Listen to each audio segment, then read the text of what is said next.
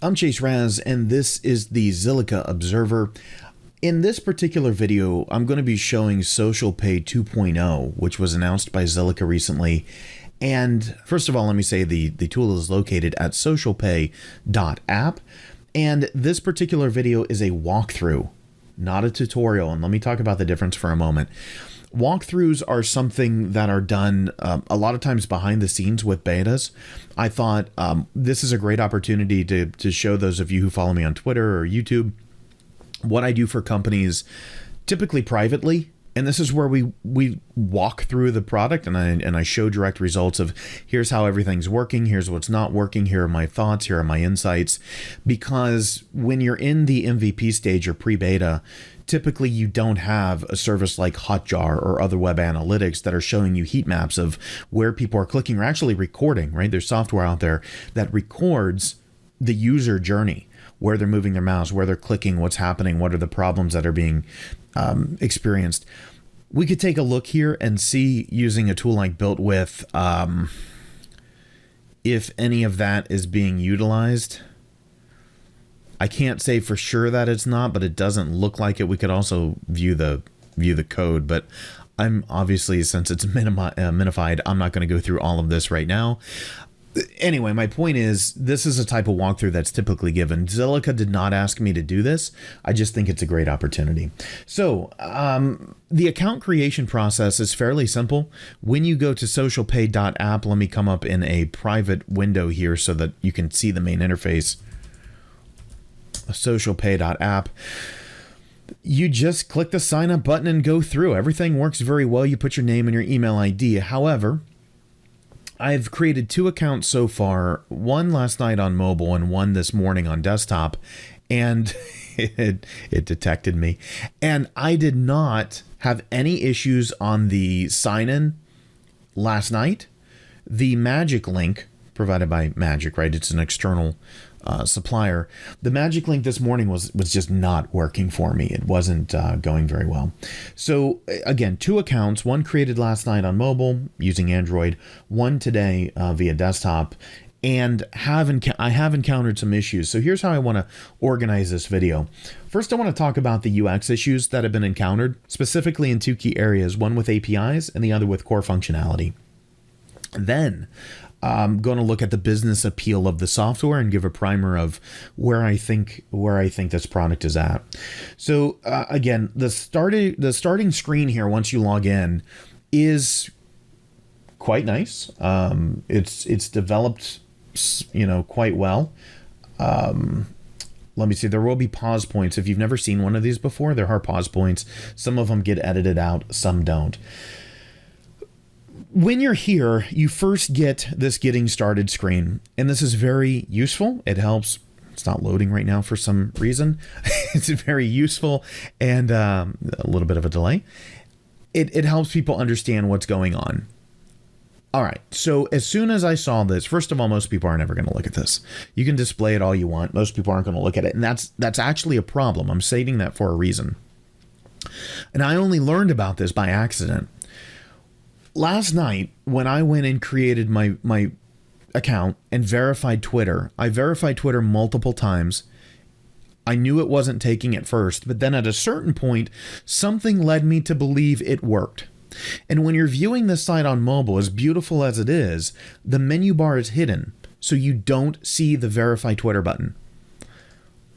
This will matter in a moment. So I'm going to authorize the app here. Now, this may be failing right now because I already have this particular account authorized.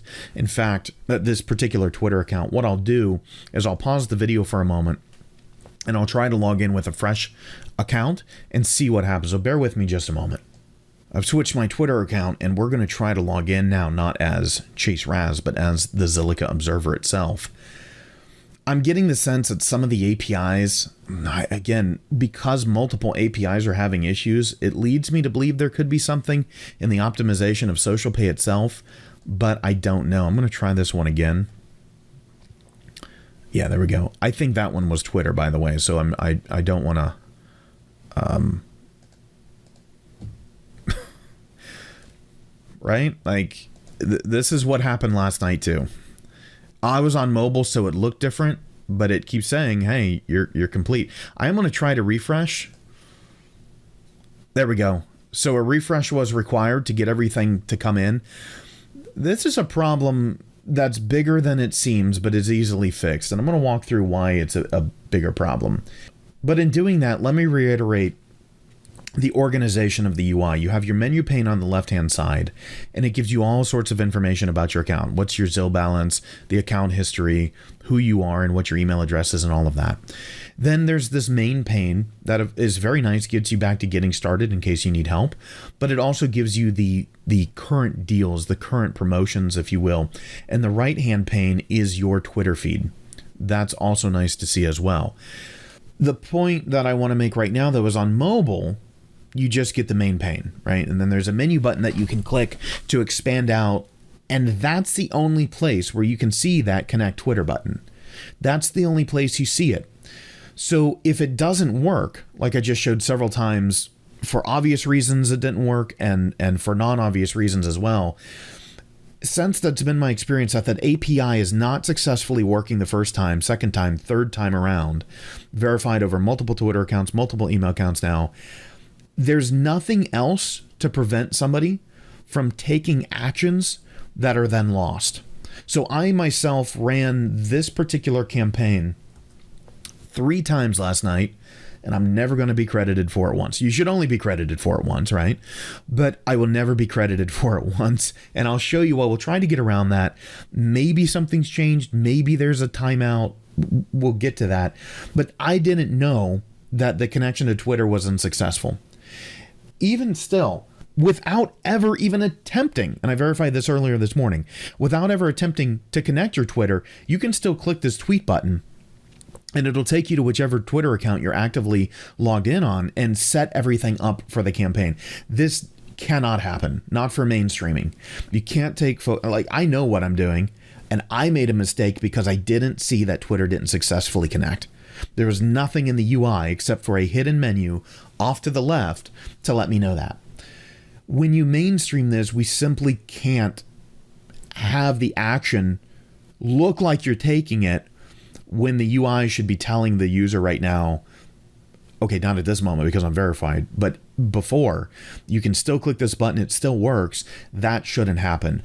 These 2 buttons, especially claim reward, these 2 buttons need to be hidden on all campaigns until the user is verified. Because I was going and clicking tweet, I was going directly to Twitter and doing it. I did that process 3 times. None of them ever took, even after I could connect Twitter, which I'll come back to in just a moment. So I think one thing that was happening to me is I was claiming the reward before being connected to Twitter. Now, I will try it again. I'll probably switch over and use this account because I'd like to have a functioning account. I'm not going to click claim reward now and let you know if it works or not, but I was getting errors. I was getting errors before Twitter was verified, of course, but they never said that was the reason. They never said, hey, you can't do this because Twitter's not verified. But that's almost a moot point because I never should have been able to even see, much less click the claim rewards button until the UI was verifying, yes, you're connected. So if somebody like me who knows what I'm doing and I simply couldn't see it because I was on mobile, the majority of users globally are going to be mobile. They're not going to have the technical insight that a lot of folks in blockchain have. That's a non-starter. So even now, once I was logged in the other account, when I click claim reward, we're going to test it live in real time here. Let's do that. This is the account where it has been successfully verified. This is my Chase Raz account. I'm going to claim reward, and I'm hoping this is going to work now. And let me explain why. For the developers of this and for anybody who may be going through this, when I was looking on mobile, and even when I logged into the desktop last night, because I had attempted to claim the reward with all of the problems I just mentioned at various points, before connection, after connection, the claim reward button was toggled like this. It was unclickable. It was selected. It was this purple. But this message wasn't here. So what it looked like was the transaction, the claiming transaction, had failed, but I could never reinitiated. I can never try it again. My hope is that this goes through because this is the account I actually want to use. But relaying these problems hopefully will help the development team know all of this could be solved by simply removing the UI elements or steering people and letting them know visually on mobile whether you're connected or not. Now, there is a bigger part of that as well. I'm specifically giving those suggestions because I didn't know I was connected. Remember, I had no idea. I'd gone through the connection process multiple times. Something had happened to make me believe I was. I may have even been seeing my Twitter feed and just didn't refresh, or something happened. I thought I was connected and I wasn't, because I couldn't see that the claim Twitter or the connect Twitter button was still there.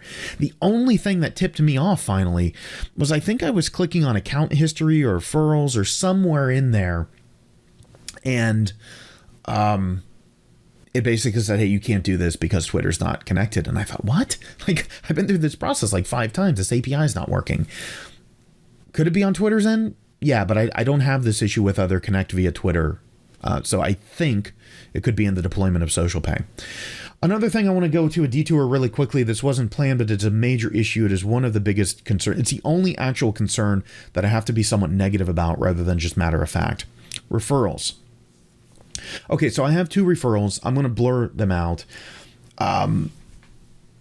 Fine, right? Like, I understand that in order to earn the 10 Zil, they have to meet certain criteria. They have to claim their first reward and et cetera, et cetera. My complaint about referrals is not about how hard it is to actually get, the reward. You want that. That's good. My concern is I see the person's name and thank you for updating this. I used to see the person's email. However, name and potentially Twitter ID could still be going too far. It's also a Twitter handle, not an ID, but that's another issue. That's just, who cares? Everybody knows what you mean. You could just say Twitter there and we'd get it. This, I do believe, I'm not an expert in this particular field, but I do believe even this is a violation of GDPR. I believe it's a violation of CCPA, the California Protection Act. I believe it's a violation of LGPD out of Brazil. So I believe, right? So I'm looking across 3 continents here, South America, North America, and Europe, and it looks like privacy acts are being violated in each one of them. Now, the one that I'm almost certainly confident of is the fact that this is not a lead referral system for me, right? For the influencer. This is a potentially lead referral system for the business. You might be able to put in the terms of service, which I didn't see. I didn't see a cookie bar. I didn't see any of that. GDPR violations again. You might be able to put into the terms of service for the user that, hey, we're going to give you your contact information. We're going to collect it. And we're, of course, going to sell it to our partners. That's obvious, right? That needs to be in the terms of service. This makes sense as something you would give to the client. Me, the influencer, let's talk about this, right? Let's figure it out. I'll help you in any way I can. But right now, my assumption is the influencer does not need to see the name and the Twitter ID. Maybe one or the other, maybe some anonymous version of, maybe the Twitter ID. I think we could probably get away with that.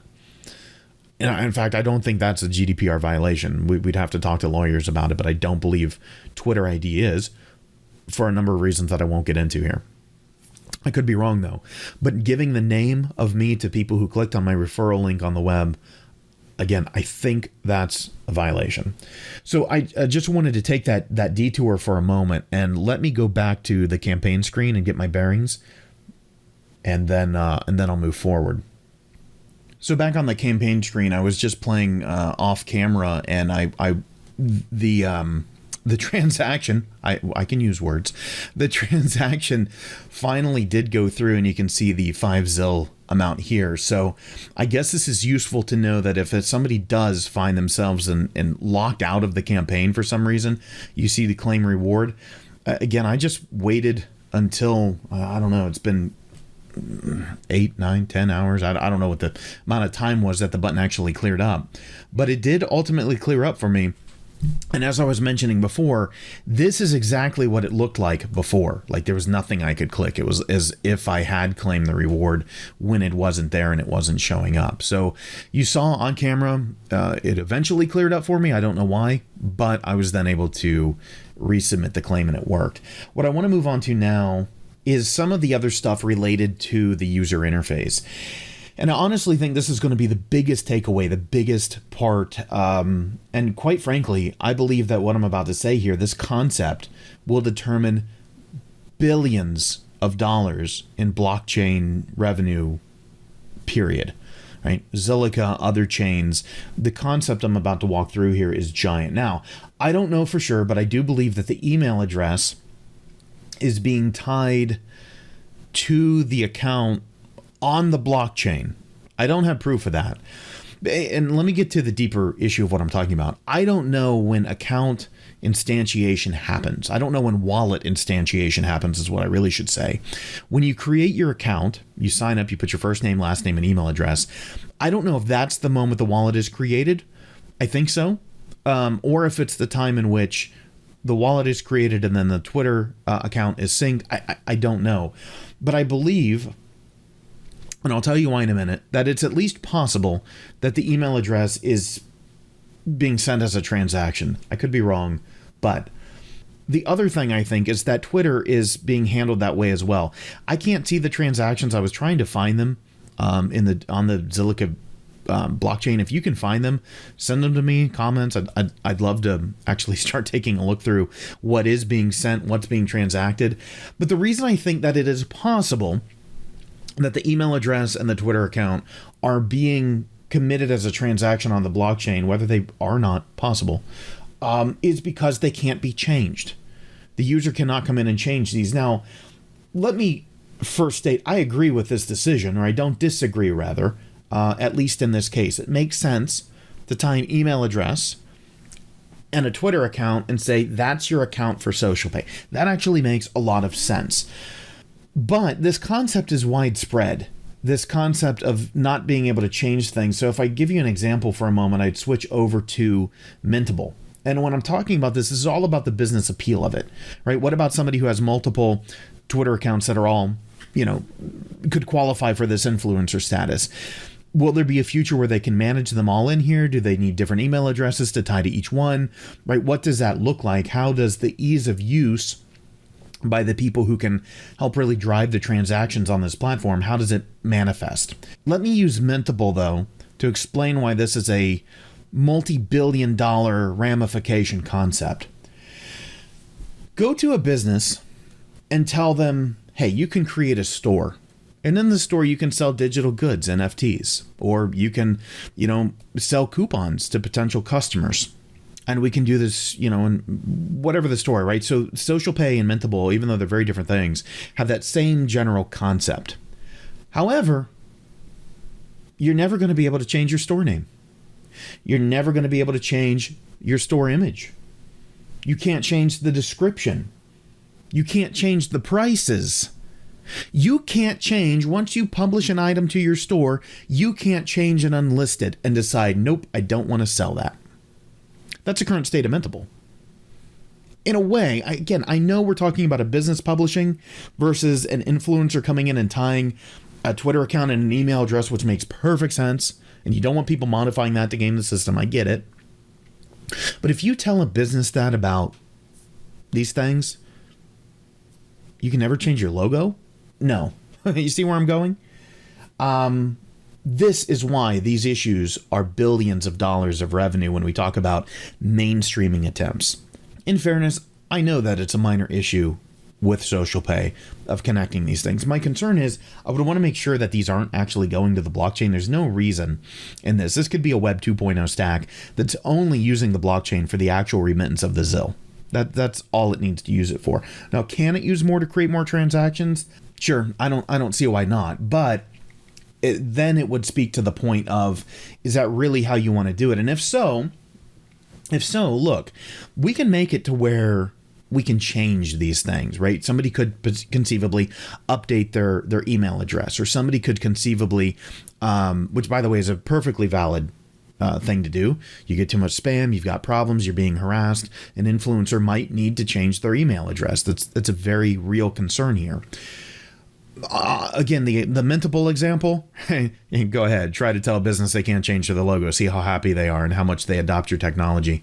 But the idea of mutability comes up with developers, and they say, well, the blockchain is immutable. It's supposed to be that way. And I would say, I love the developers that are out there saying that, but they're absolutely wrong. And I'll give you one argument that will destroy that concept of immutability forever in a developer's head, and here it goes. If we were immutable to that level, you would never be able to have a cryptocurrency because a wallet could only have in it the amount that it was instantiated with. I mean, mic drop at that point. We change the amount of currency and tokens that you have in a wallet all the time. The wallet looks at the blockchain's transactions and sees what's actively in there right now. We can even take Bitcoin, for example. We can break it up. There's no reason for every Satoshi to be its own thing that has to be passed around in groupings of other Satoshis. We can break them up in different ways. In the same way, we could look at transactions on the block and say it looks like the user has updated their email address 3 times, and we can confirm what the email addresses have been. And so when you're getting to account security, if you are putting this stuff on the blockchain, I would say it would really behoove Zilliqa to be one of the first to deal with this immutability issue from the core, so that Mintable, SocialPay, others can deal with it, can work with it, to have an SDK working directly with Scylla to be able to say, all right, we want a simple way to query these transactions and identify them and use the timestamp to determine which one's appropriate and which one has consensus that's most recent. There's no reason that we have to be immutable to that level. And I think quite frankly, it's damning to the blockchain industry because it's every network.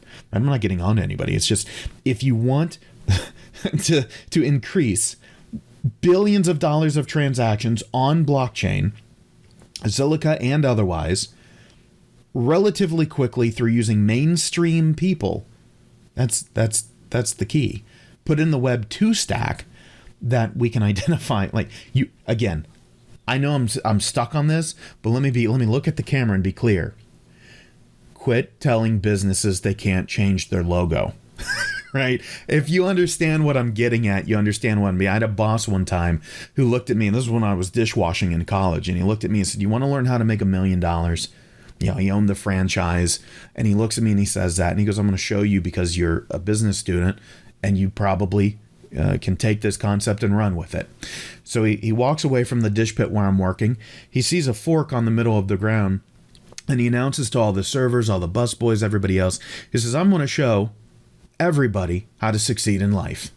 He bends over, picks up the fork, and he puts it on the table where I'm working to be washed. That was it. He picked up a fork off the ground that needed to be picked up. This is one of those things that's so simple, yet so profound. Stop making everything in the Web 2 stack immutable because we can look at multiple transactions and see which one it is. I am being a little bit over egregious with SocialPay because don't forget, I agree that locking an email address to a Twitter account in this case does make sense. If one or the other change, create a new account, but then the problem comes that these ZILs are not extractable from this. This is essentially a locked wallet. So unless you have customer service that can port the balance from one to the other, if something like that happens, unless you're going to have a large customer service operation for influencer relations, essentially, and you don't want that nightmare, I would suggest, right, let's make it as turnkey and self-service as possible for the influencer, not just the business. I'll talk about that in a moment. And you know what? Now's a good time. Why not? Let's jump to the business appeal. And I agree with Colin Miles when he says that this can melt faces. This can be a very big thing for Zilliqa, for blockchain technology in general, in approach and in application. However, this is not a revolutionary technology. This isn't something that's brand new. Remember, we're in the business appeal now. Tools like this have actually existed for quite some time. when we look off of blockchain, this is not new. Companies like sponsoredtweets.com have existed for quite some time, many, many years. It's got to be close to a decade at this point. And others have come and gone. I think there was one called like TwitMob or something like that at one point. And SocialPay moves the mark on these types of marketplaces that connect promoters and influencers forwards and backwards in a couple of ways. So let's talk about these really quickly. It moves the bar forward in the sense that the validation process that an influencer has done whatever they need to do can be verified. And for a developer, that's a big statement. The validation process can be verified. These are key words. They mean very specific things. Validation is think about when you go and you sign up for an account somewhere and you mistype your email address and the service tells you, hey, we can't register you because you didn't type an email address, or you have to type a real email address. Well, how does it know it's a real email address? We use the best approximation of form that we can to determine what looks like a real email address. Does it have the @ symbol? Does it have a top-level domain following a period at the very end? Does it have all of these rules that make up an email address? That's validation. But still, once you're validated, it doesn't mean that you've put in a real address. That's verification. We verify that it's real. So the important part about moving forward, why is this better than sponsored tweets? Why is this better than something like that? It's because you can verify the validation. Meaning, a company coming in and buying into SocialPay and spending money to run a campaign, they know programmatically what has to be met in order for an influencer to be able to participate within the campaign.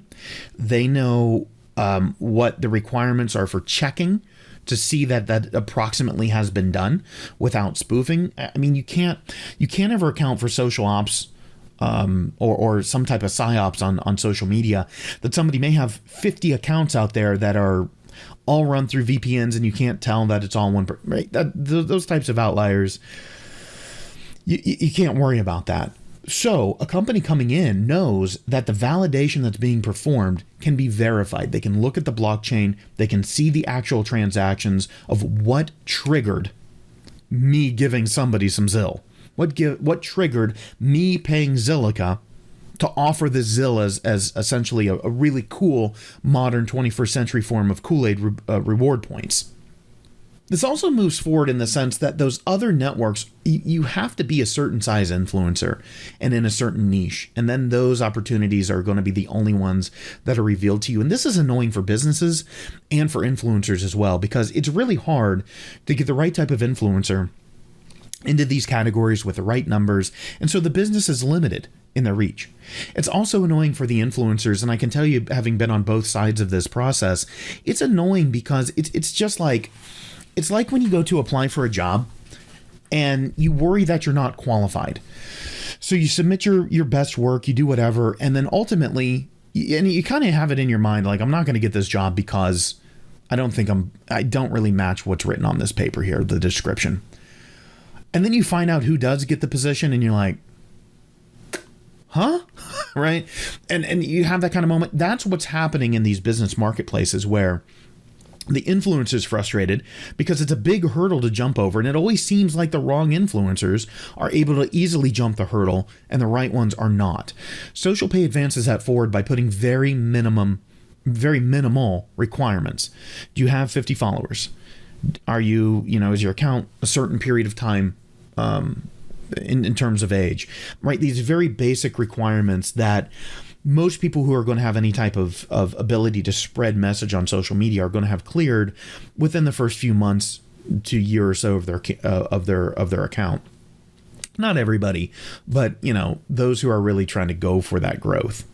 But with that comes let's talk about the downside, because that's actually a good thing, that now we can have more people spreading the word. But that brings where we're going backwards, where we might have some negatives as opposed to the traditional tools that do this. By being open, we do potentially lower the conversion rate. If we've got all these people out there in 20 different categories and talking about the various different industries, and they're all followed for different reasons, if they're coming in here just to make some Zills so that they can get coupons and cheaper merchandise and special opportunities, the targeting may not be very good. So we might be looking at a situation where we have a lower conversion rate because of the targeting not being that great. And that's going to do a couple things. It can increase the cost of the campaign for whoever's running it, as opposed to other channels they could utilize, advertisements, something like that. It's also going to potentially lead, I really see this one as the problem, it's going to lead to an underperforming ROI. So the return on investment, for the amount of money we put in here versus somewhere else, it might not be performing as well. And then again, that's going to drive people to other channels, possibly, right? We have to take these pros and cons and balance them. What's the final result? I think the biggest negative here is targeting, because you can look and say, how many people does an account have to have following it in order to participate in a campaign? You can put a higher minimum and say, you have to get 100 likes. You have to get 50 retweets, right? You can make the barrier to entry harder so that the influencer is larger, more credible on average, right? We can't verify that, but algorithmically we could determine with some statistical probability that they're more likely to get the job done. But at the same time, that doesn't do anything for the actual targeting. Doesn't do anything for genre. Doesn't do anything for somebody's underlying pain point that's going to make them likely to take their psychographic motivators and apply them into actual behavior. That's the inherent problem that we have with lowering the entry, or the bar to entry rather. Ultimately though, right, I can't be negative on that. It's not a new idea, but it definitely takes an idea that exists and it evolves it forward, incorporating blockchain technology in ways that, in one way, we're just going to have to see what happens. This is going to have to move to an open beta. And by open beta, I don't just mean influencers being able to sign up and people with Twitter accounts being able to sign up, but letting businesses move onto the platform. I really think that the caution is this. Without this tool being self-service, meaning somebody, a business owner can just come and sign up. And there can be a vetting process on that sign up, but they can just come and sign themselves up, pick a pricing package, those types of things. I think there's no point. Not that there's no point to SocialPay, but there's no point to the way that it's been framed and rolled out. If that's going to be the case, where an interested business always has to continually reach out to Zilliqa and say, hey, can we use this SocialPay thing? At that point, Zilliqa's done a really good job of creating a tool that they need to hand over to Zillocracy. Because that promise, remember, is tapping into the community to get developers' audience. So developer comes and makes a smart contract. They need an audience. They may not be good at marketing. Zillocracy, that is what they do. They try to connect us as the community with that developer to get the product rolling. If it's going to be very direct, very locked, because Zilliqa, whether we like it or not, and they're struggling with this, I think, is a very locked down ecosystem. It's you're in or you're out. And I'm not talking about token holders. I mean, if you're a business creating, you're in or you're out. There's not a lot of truly open community development. There is some. I don't want to be unfair. There's some. But not to the level that I think we want to see as token holders, and not to the level certainly that Zilliqa wants to see. From my conversations with key folks there, they would love to see a thriving, open, development environment. So I think that if it's going to be something where it can't be productized, sign yourself up, pick a pricing level, here are the resources you get, here are the credits you get, then I'm not sure that this isn't best left as an internal tool and handed over to Zillocracy, and also, of course, used by Zilliqa Research and Zilliqa Capital when necessary. The concern there is that if SocialPay goes that route, I don't think that's what people want to see from Zillocracy in the utility token space. I think that could lead to an unstaking event, because it just further locks down that ecosystem of here's an internal tool, hand-built, and we're only using it with companies that contact us, that we vet. There's no open infrastructure for anybody else to get in. I do believe that could lead to some unstaking events and cause potential liquidity issues down the road. There are ramifications.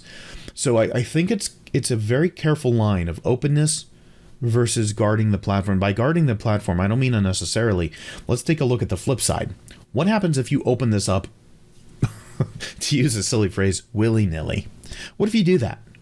Well, then anybody can come in here and say, all right, I'm going to put 100 Zil, 1,000 Zil, 10,000 Zil, and I'm just going to promote this absolute crap that degrades our network, that degrades the community that we have, that truly, not degrades, but exploits us. That is a risk. So I would say there can be a vetting process in the application of businesses and of companies and of maybe even influencers who are trying to promote themselves this way. That, great. All of that can exist. And I think when we look to the outside world, what I would suggest for Zilliqa building this SocialPay product is to take a look at the traditional affiliate marketing model. Any company can sign up to have an affiliate program. But there are, there are barriers where not every person with a Twitter account can really participate in the campaign, even though the barrier to entry is low. Every business that signs up to work with an affiliate marketplace, they have to meet certain criteria.